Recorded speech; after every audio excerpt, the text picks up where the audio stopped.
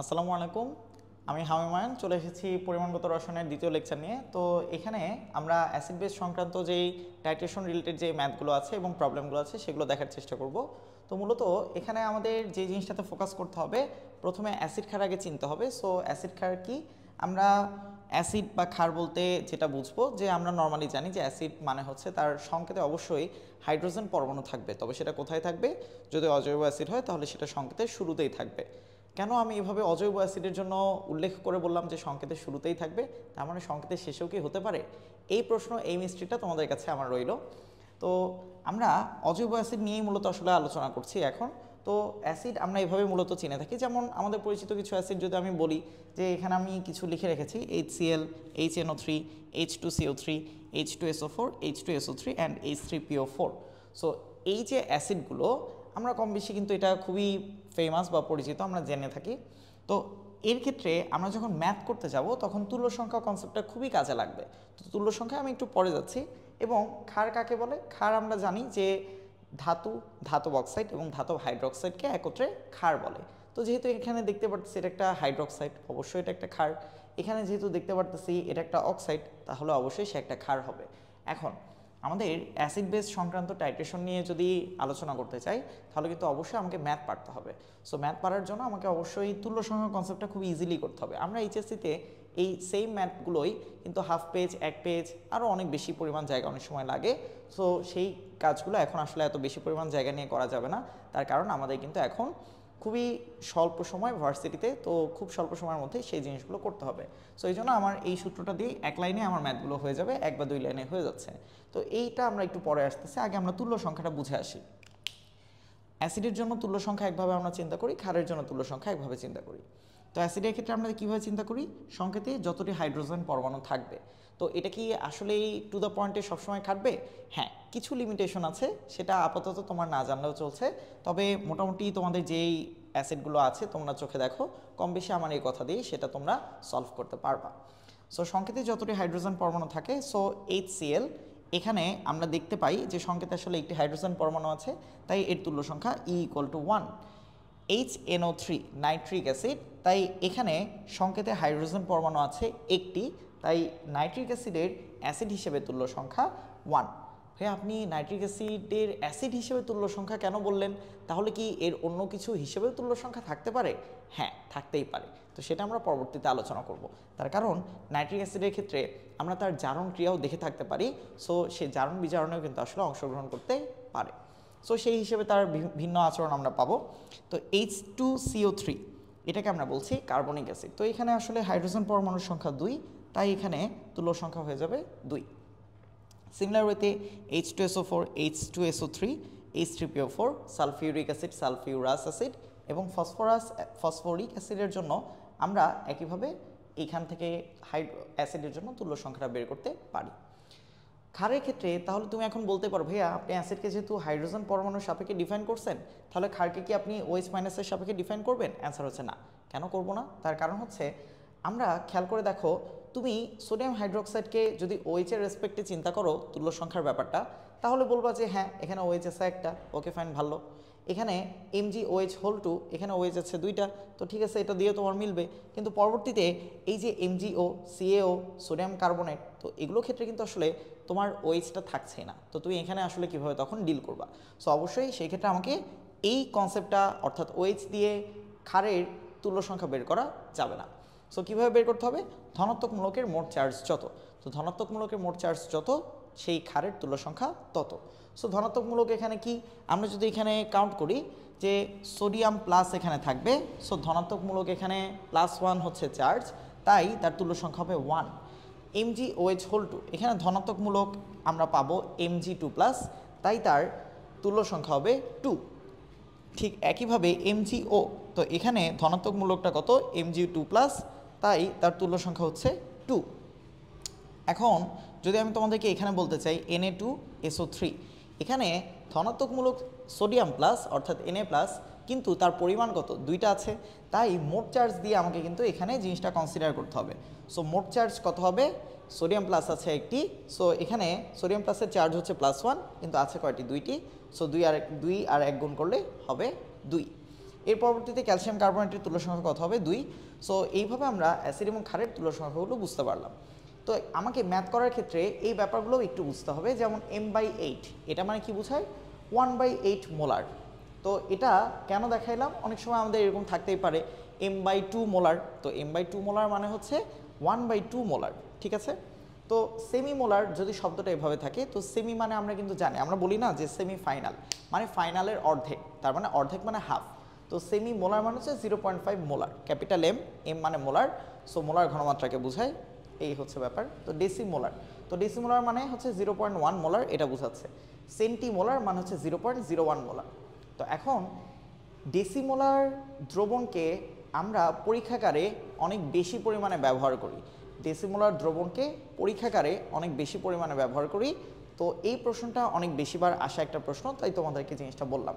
এরপরে আমরা যদি এই ইকুয়েশনের ক্ষেত্রে তাকাই, আমার অ্যাসিড ক্ষার সংক্রান্ত আলোচনা আসলে দুইটি টাইপের মধ্যে সীমাবদ্ধ। একটা হচ্ছে আমরা যদি দেখি পূর্ণ প্রশমিত হচ্ছে, এটা একটা কনসেপ্ট। আরেকটা হচ্ছে যদি পূর্ণ প্রশমিত না হয়। পূর্ণ প্রশমিত হলে সকল অ্যাসিড সকল পরিমাণ ক্ষারের সাথে বিক্রিয়া করে সেখানে কিন্তু আর কোনো অ্যাসিড এবং ক্ষার অবশিষ্ট থাকবে না, তাই সেই ক্ষেত্রে দ্রবণের পিএইচ কিন্তু 7 হবে। কিন্তু যদি পূর্ণ প্রশমিত না হয় তাহলে সেই ক্ষেত্রে কিন্তু অবশ্যই দ্রবণটা আইদার অম্লীয় হতে পারে অথবা ক্ষারীয় হতে পারে। সো সেই টাইপের একটা কনসেপ্ট হচ্ছে, আমরা পরবর্তীতে সেটা দেখব। তো এখন এখানে যদি আমরা একটু খেয়াল করে দেখি, আমাদের summation of ECV of acid equal to summation of ECV of base. আমরা কিন্তু একটা জিনিস দেখেছি যে অ্যাসিড ক্ষার সংক্রান্ত আলোচনায় অনেক সময় একটা দ্রবণে বা একটা পাত্রে অ্যাসিড থাকে, তাকে প্রশমিত করার জন্য মনে করো তুমি একটা ক্ষার দিলা, তো সেটা যদি প্রশমিত না হয়, এখনও অ্যাসিড যদি থেকে যায়, তাহলে তোমাকে ধরো আরেকটা ভিন্ন অ্যাসিড ভিন্ন ক্ষার তুমি যোগ করলা। সো তাহলে সেই ক্ষেত্রে যেটা বোঝাতে চাচ্ছি, একটা অ্যাসিড ক্ষার টাইট্রেশনে আমাকে কিন্তু একাধিক অ্যাসিড বা একাধিক ক্ষারের কনসেপ্ট আসতেই পারে। আমি একটা প্রশমন কিন্তু একাধিক অ্যাসিড এবং একাধিক ক্ষারের সমন্বয় করতেই পারি। এখানে কিন্তু একের অধিক অ্যাসিড বা ক্ষার থাকতেও পারে, নাও থাকতে পারে। তো আমাদের ভার্সিটিগুলোতে জেনারেলি যেই টাইপের ম্যাথগুলো দেয়, তো সেখানে আমার দেখা মতে বা আমি কোশ্চেন অ্যানালাইসিস করে যেটা দেখেছি, তো আলটিমেটলি আমাকে একটা অ্যাসিড এবং একটা ক্ষারের জন্যই এই প্রশমন বিক্রিয়ার ম্যাথটা দিয়ে থাকে। সো তাহলে কিন্তু আমার আসলে সামেশন দরকার পড়ছে না। তো তাহলে ECV of acid, ইসিভি of base, তো অ্যাসিড এবং ক্ষার এর জন্য আমরা তাহলে এইভাবে সূত্রটা চিন্তা করতে পারি। যেমন 40 সিসি সোডিয়াম হাইড্রোক্সাইডের মোলার দ্রবণকে প্রশমিত করতে কত আয়তন সেমিমোলার সালফিউরিক অ্যাসিড লাগবে। তো এখানে সোডিয়াম হাইড্রোক্সাইড হচ্ছে একটা ক্ষার এবং সালফিউরিক অ্যাসিড হচ্ছে একটা অ্যাসিড, নামেই বুঝতে পারছো। তো তাহলে ECV of acid equal to ECV of ক্ষার। তো এখন আমরা এই ই এর ভ্যালুটা কিন্তু তুল্য সংখ্যা থেকে জানি। সো সালফিউরিক অ্যাসিডের জন্য তুল্য সংখ্যা 2, আর সি এখানে খেয়াল করে দেখি semi molar sulphuric acid, so 0.5। যেহেতু আমাদের হাতে ক্যালকুলেটর নাই, তাই আমরা ভগ্নাংশে নিয়ে গিয়ে ক্যালকুলেশন করলে আমাদের জন্য হ্যান্ড ক্যালকুলেশন ইজি হবে, তাই 1/2 লেখা, এবং ভিটাকে বের করতে বলছে, তাই ভিটা আমরা এভাবে রেখে দিছি। এর পরবর্তীতে আমাকে ইসিভি অফ সোডিয়াম হাইড্রোক্সাইড বের করতে হবে। তো ই এর ভ্যালু কত 1, সি এর ভ্যালু কত 1। এখন সি এর ভ্যালু কীভাবে 1, এখানে বলা আছে মোলার দ্রবণকে, সো মোলার দ্রবণ যেহেতু বলছে, তাই সি এর ভ্যালু কত হবে 1 মোলার, ওই যে 1000 টাকা 1000 টাকা, তাই মোলার দ্রবণ মানে 1 মোলার দ্রবণ। এবং এখানে আমাকে ভি এর ভ্যালুটা কত লিখতে হবে 40 সিসি, সো 40 বসায় দিব, তাহলে অ্যান্সারটাও কিন্তু আমরা সিসিতেই পাবো। এখানে যে লিখে রেখেছি হোমোজেনাস ইকুয়েশন, এটার অনেক ম্যাজিক আছে, অনেক টুইস্ট আছে। তো আমি ছোট করে একটু বলে যাচ্ছি, সেটা হচ্ছে দুই পাশে যদি দেখি সমান চিহ্নের যে একই রাশি যুক্ত আছে, তাহলে সেটাকে আমরা বলি হোমোজেনাস ইকুয়েশন। আর যদি দেখি যে ভিন্ন রাশি আছে, তাহলে সেটাকে আমরা বলি নন হোমোজেনাস ইকুয়েশন। যেমন খুবই সহজ একটা কনসেপ্ট, আমরা ফিজিক্সে কিন্তু দেখেই থাকি যে ঘনত্ব ডি ইকুয়াল টু m/v, এটাতে কি দুই পাশে একই রকম জিনিস আছে? অ্যান্সার হচ্ছে না, নেই। কিন্তু আমি যদি বলি পিভি ইকুয়াল টু এনআরটি, সেটাতেও কি দুই পাশে একই জিনিস আছে? না, নেই। কিন্তু যদি আমি বলের সূত্র বলি P1V1 ইকুয়াল টু P2V2, দুই পাশে কিন্তু পিভি টার্মটা আছে, তাই সেটা হবে আমার হোমোজেনাস ইকুয়েশন। হোমোজেনাস ইকুয়েশনে যেটা হয়, পি এর সাথে ভি এর একক কিন্তু কানেক্টেড থাকছে না, অর্থাৎ একটি রাশির সাথে আরেকটি রাশির একক কিন্তু কানেক্টেড বা সম্পর্কিত নেই। তুমি একটা রাশিকে এসআইতে কাউন্ট করলে আরেকটা রাশিকে তুমি সিজিএসে কাউন্ট করতেই পারো। কিন্তু যদি নন হোমোজেনাস ইকুয়েশন চিন্তা করো, তাহলে সেই ক্ষেত্রে কিন্তু আমাদের যেই একটা রাশি তুমি যে এককে নিবা, বাকি এক রাশিগুলোকেও একই পদ্ধতির এককে নিতে হবে। তো আশা করি তোমাদের জন্য হোমোজেনাস বা নন হোমোজেনাস ইকুয়েশনটা একটু নতুন কনসেপ্ট, বাট এই কনসেপ্টটা দিয়ে আমরা খুব সুন্দর করে ম্যাথগুলো সলভ করতে পারি, তাই এই জিনিসটা তোমাদেরকে বলা। তাই এখানে আমি কিন্তু লিটারে আয়তন নেইনি, তো এখানে যেহেতু আমি এমএলএ আয়তন নিয়েছি বা সিসিতে আয়তন নিয়েছি, তাই একইভাবে এই ভি এর ভ্যালুটাও কিন্তু আমার সিসিতেই চলে আসবে। সো খুবই সহজ একটা টাইপের ম্যাথ, এই টাইপের ম্যাথ কিন্তু খুবই প্রচুর আসে।